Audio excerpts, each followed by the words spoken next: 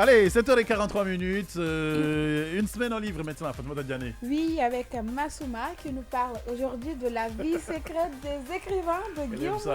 Bien sûr, on sent qu'elle est toute heureuse, Diané, parce que, évidemment, c'est elle qui a recommandé ce livre et elle ne fait que lire des Musso. Ouais, ben, je te jure. Ça saoule même à un moment donné, mais bon, c'est pour la bonne cause. Ouais. Donc aujourd'hui, on va parler de la vie secrète des écrivains, ce petit bouquin très intéressant. Ouais.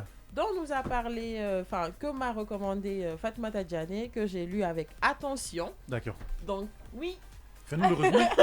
Ça parle de quoi? Ça dit quoi? Ça donne quoi? Alors, le résumé, en fait, ça parle de Nathan Fowles, D'accord. qui en 1999 a sorti 3 livres. D'accord. Et ensuite, des livres qui ont fait un succès mondial. Donc, c'est un auteur qui vit, en fait, de ses écrits, qui se retrouve, qui se retire complètement de cette vie d'écrivain et qui part se retrouver sur l'île de Beaumont, au côte de la Méditerranée, dans une résidence complètement fermée où il n'a envie de voir personne, il n'accorde plus d'interviews autour de son livre et il a complètement arrêté d'écrire.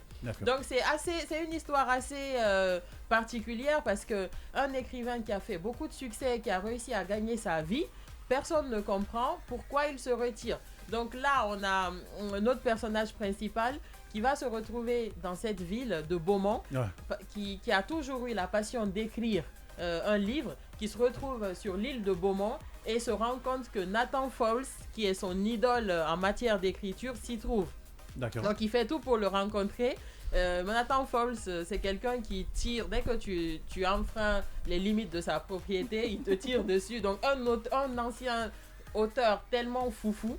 Donc au final, qu'est-ce qui va se passer? Il y a un meurtre dans la ville, il y a assez de buzz en quelque sorte autour de cette petite ville qui est très cachée, où il y a des personnes nantis qui ont leur résidence, leur maison, mais qui vivent un peu dans,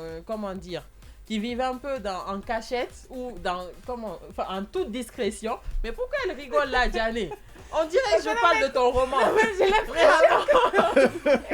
l'impression qu'elle explique une histoire que j'ai vécue. Ouais. Est-ce qu'à un moment donné, justement, dans ta lecture, tu t'es rendu compte que c'était une histoire vraie, si c'était une histoire vraie ou une fiction?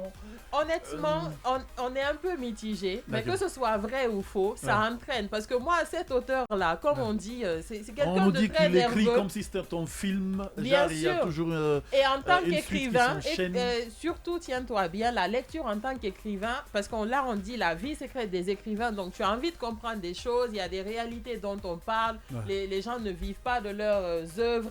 Tu te retrouves dedans, mais tu as envie aussi de découvrir cet auteur qui est assez particulier quand même. On se demande qu'est-ce qui s'est passé pour qu'il soit aussi nerveux. Il y a une journaliste qui va entrer dans sa vie, évidemment. C'est quelqu'un qui est très méfiant concernant les médias, mais l'amour va plus ou moins taper à sa porte et cette femme-là va venir bouleverser sa vie. Donc c'est un roman quand même que je recommande beaucoup. La vie secrète des écrivains. Pour toutes les infos sur Guillaume Musso, vous avez mademoiselle Fatoumata Diané qui va vous éclairer. Merci. Et il faut préciser que c'est le meilleur roman de Guillaume Musso. Ouais.